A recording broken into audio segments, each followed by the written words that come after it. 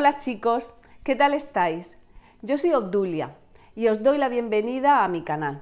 Hoy os quiero hablar de 5 libros que me acabo de leer que me han resultado totalmente impactantes. Me han cautivado de tal modo que los voy a dejar en mis estanterías como uno de los más importantes para mí. El primero de ellos ha sido el de Los Pazos de Ulloa de Emilia Pardo Bazán. ¿Qué deciros de este libro? Este libro me ha enganchado desde el principio, su lectura me ha impactado muchísimo, ha conseguido que respirara el aire que se respiraba en Galicia a finales del siglo XIX, principios del siglo XX, y me ha puesto muy en contexto de cómo era la sociedad de esos momentos. Pero es que Emilia Pardo Bazán también me ha conquistado. Para mí es una de las grandes autoras del siglo XIX y principios del siglo XX. Esta autora que quiso entrar en la RAE, además haciendo ella misma la solicitud del ingreso, aportó toda su valía, el peso que tenía su obra literaria, más los cargos que había ocupado, todos los méritos. Aún así, con muy poca vergüenza, por cierto, ellos lo denegaron y ni siquiera fueron capaces de firmar la denegación porque me imagino que les daría vergüenza ajena, porque el único motivo que tenían para no aceptar a Emilia Pardo Bazán dentro de la RAE era precisamente que era una mujer.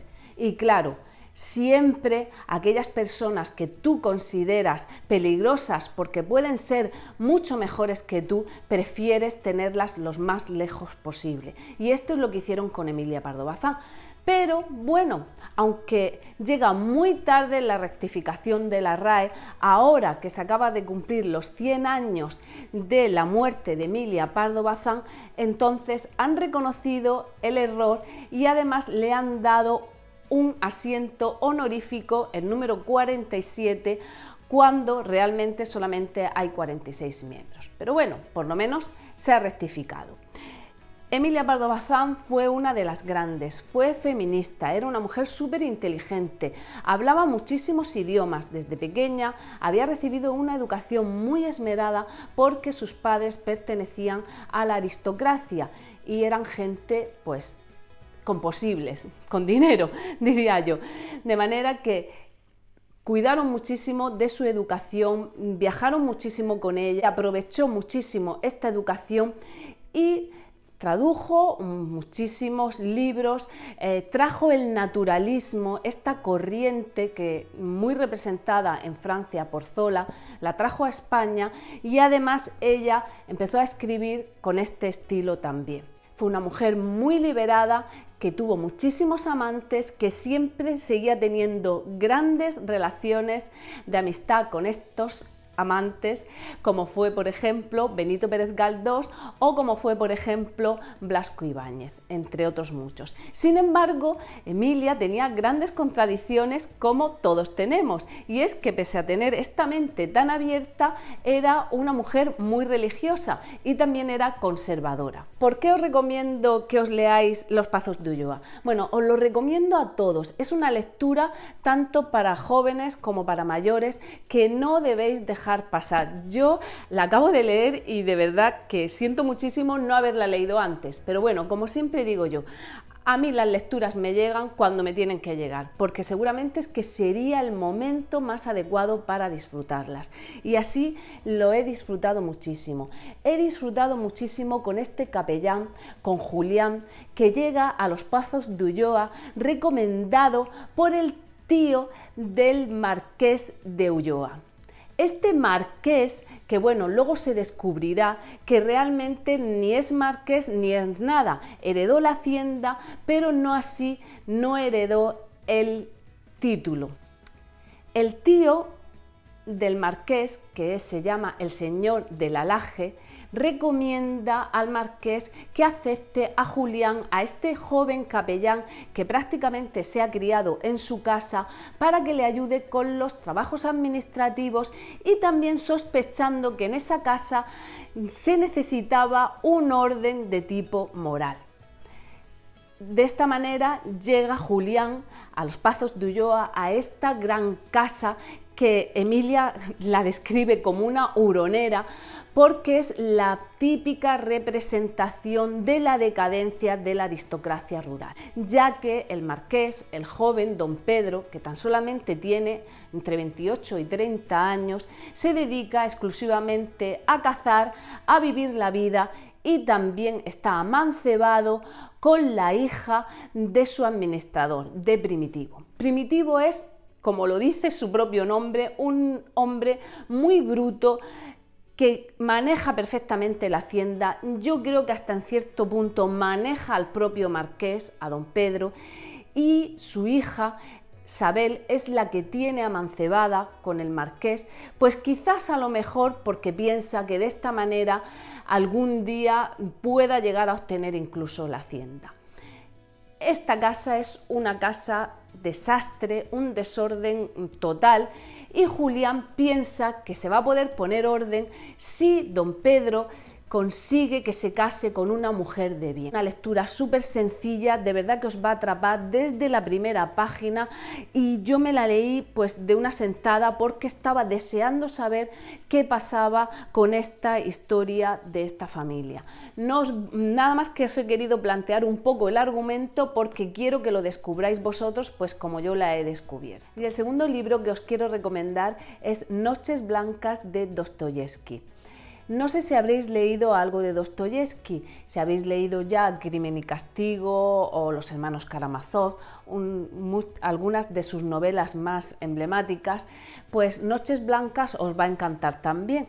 Pero si no habéis leído ninguno de estos, Noches Blancas sería una forma muy buena de acercarse a Dostoyevski, porque fue una de sus primeras publicaciones y es muy cortito y es una novela muy sencilla y muy al alcance de todo el mundo.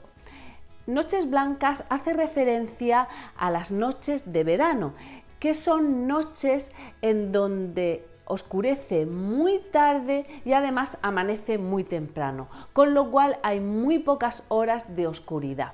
Por eso son noches que transcurren con luz, son noches blancas.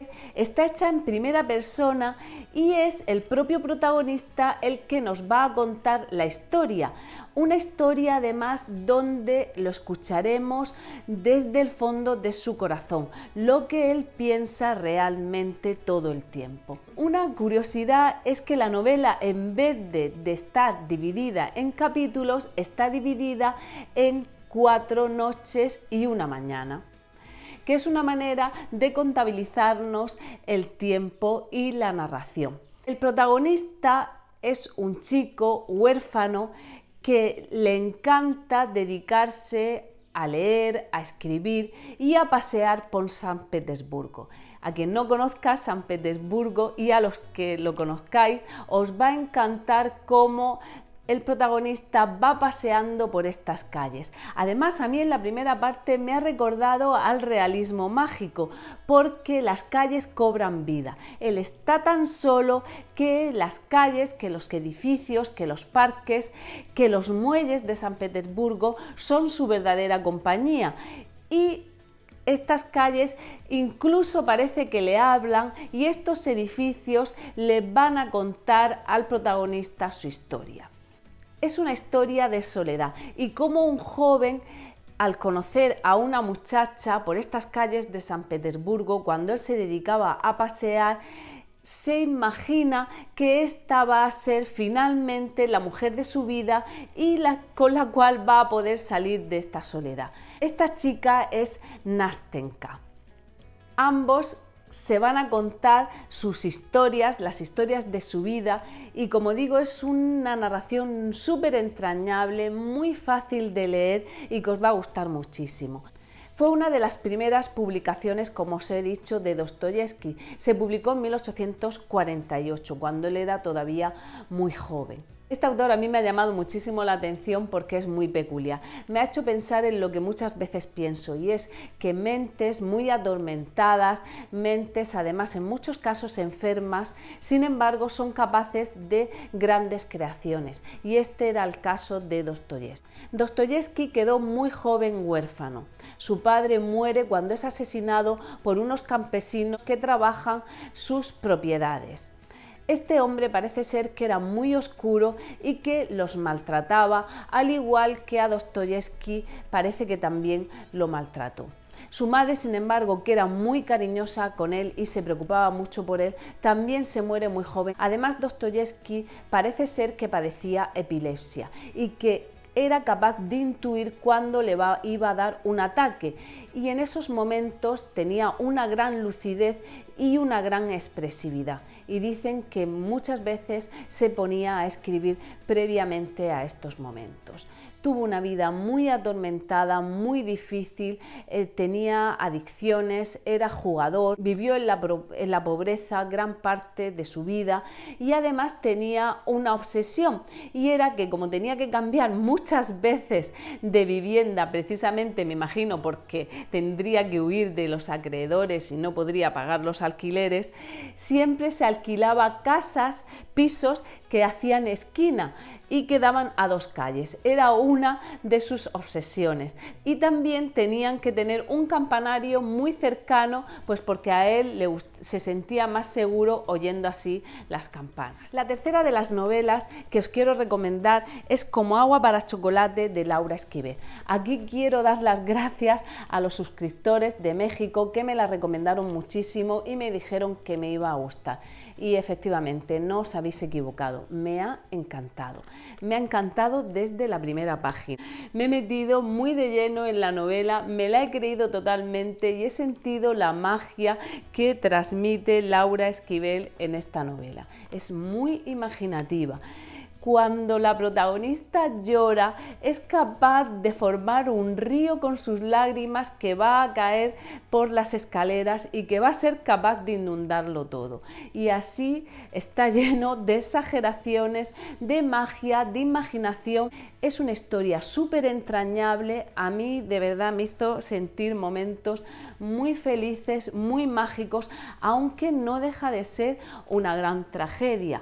Tan trágico como que una mujer muy valiente, muy fuerte, que es María Elena, gobierna su casa, su hacienda, con mano de hierro, y es la que impone su ley a sus tres hijas.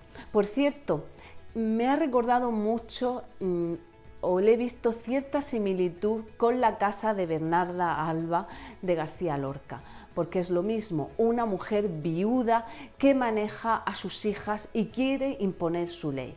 Y así es como transcurre la vida en esta casa.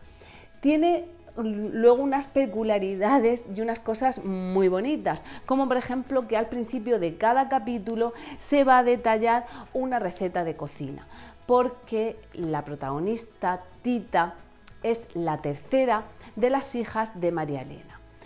Esta chica, Tita, está condenada a quedarse para siempre con su madre, porque la ley, porque la costumbre marca que la hija más pequeña se va a quedar soltera y va a cuidar para siempre de la madre hasta que ésta muera. Tita quiere rebelarse ante eso, pero su madre es una mujer muy dura que la somete a malos tratos, que la está vejando todo el tiempo, que no le da una pizca de cariño nunca, y ella al final tiene que someterse.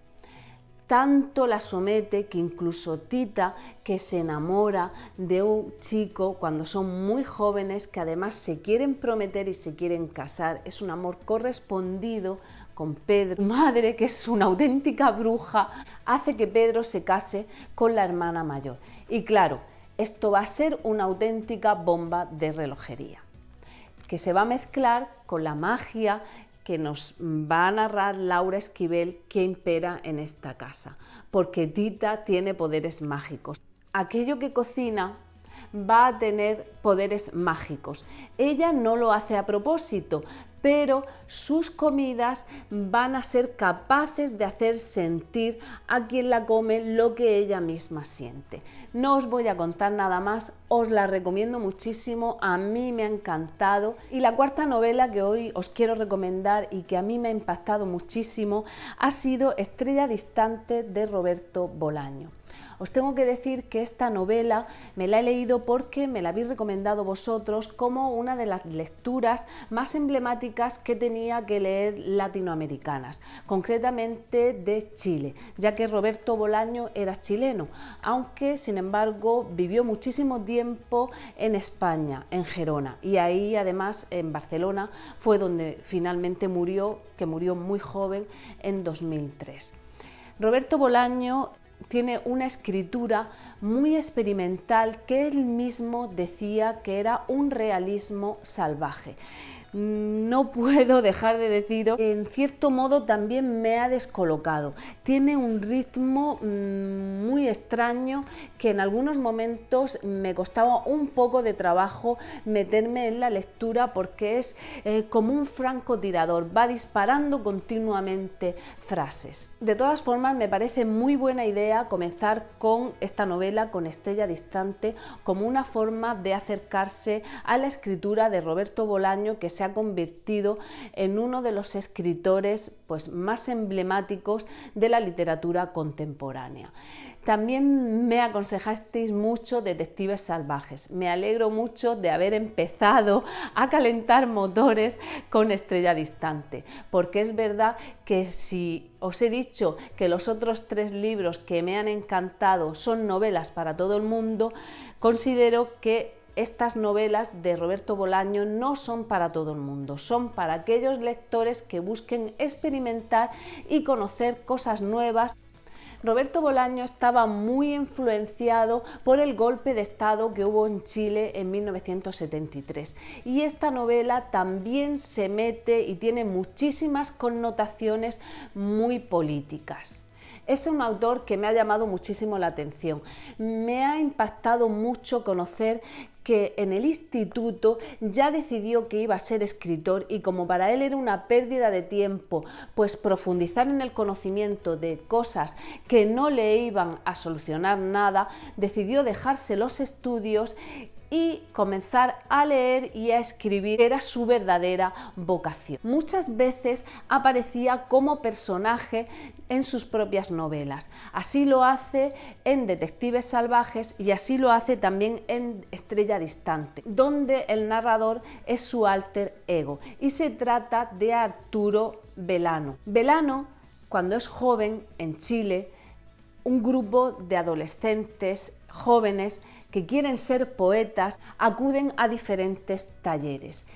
Y ahí es donde va a arrancar la historia, porque va a aparecer un personaje que es Alberto Ruiz Tagle, que es un poeta que se quiere mezclar con ellos, que quiere ser uno más, pero la verdad es que no es el típico estudiante. Él va muy bien vestido y aunque dice ser autodidacta, sus poemas tienen un nivel que muchos sospechan que incluso no está escrito por ellos. En todo esto se va a mezclar otra trama y es que al final resulta que Alberto es Carlos Ulloa, un poeta que surca los cielos de Concepción escribiendo poemas en el aire, desde su avión, que era un avión que había participado en la Segunda Guerra Mundial. La trama del libro es que todo el tiempo se están buscando vistas de Carlos. Carlos es un fotógrafo, es un asesino y es un personaje que tiene muchísimos entresijos. Esto es de verdad lo que te va a llamar más la atención de esta novela. Intentar saber qué pasa realmente con Carlos. El bosque de la noche, que sería la quinta novela que os recomendaría como novela muy impactante, esta novela tampoco es para todo el mundo, solamente es para aquellas personas que les guste leer novelas muy profundas, muy introspectivas donde los personajes nos hablen mucho de sus sentimientos y mucho de sus emociones, y a lo mejor la historia en sí, la narración, pues no tiene un gran argumento. Y este es el caso del Bosque de la Noche de Djuna Barnes. Esta autora la he descubierto por casualidad, pero de verdad que me ha impactado muchísimo esta novela. Esta novela fue una novela prohibida porque se la catalogó como una novela lésbica. Es cierto que la novela tiene un peso muy importante, un triángulo amoroso entre mujeres. Pero yo iría un poco más allá. Lo que se va a hablar es de la muerte, se va a hablar de la vida, se van a hablar también del amor, de los diferentes tipos de amor, del amor que es posesión, del amor que es sufrimiento, de los celos, unos celos implacables. Y hay un personaje que de verdad, si tenéis la paciencia y queréis leer El Bosque de la Noche, que tiene, yo lo tengo totalmente subrayado porque hay una frase tras otra impactante, frases que te hacen pensar. Fijaos que es un libro muy cortito, que tiene muy pocas páginas, pues he tardado un montón de días en leerlo, porque tenía que ir pensando cada frase, meditando. La novela se basa principalmente en un triángulo amoroso que surge entre tres mujeres, y hay dos personajes masculinos que tienen muchísimo peso. Uno de ellos es Félix, que está obsesionado con pertenecer a la alta aristocracia porque eso para él es un símbolo de grandeza y de pureza. Y el otro de los personajes masculinos que tiene muchísimo peso es el doctor. El doctor es más que un doctor, es un confesor, es un filósofo, es un gurú a los que todos acuden para escuchar cuál es la solución a sus vidas, solución que él no tiene, y él lo único que se limita es a decirles, a ponerles ejemplos de su propia vida y de sus propios sentimientos para hacerle ver al resto de los personajes que de verdad él los comprende, porque él comprende a la humanidad. Os lo dejo, de verdad que es una lectura que merece la pena, aunque sí que es verdad que no es para todo el mundo, porque es una lectura difícil y que requiere su tiempo. Os agradezco muchísimo que me hayáis acompañado, como siempre, os agradezco que estéis ahí. ¿Y qué os parece si me decís cuáles son las últimas lecturas que también os han impactado a vosotros? Ya sabéis que me gusta muchísimo leer lo que me ponéis en comentarios, y que además tomo siempre nota de vuestras recomendaciones para hacer próximas lecturas. Gracias por estar ahí y un besito, que paséis un buen día. Hasta luego. Cuanto más nos oponemos a nuestra naturaleza, más la conocemos.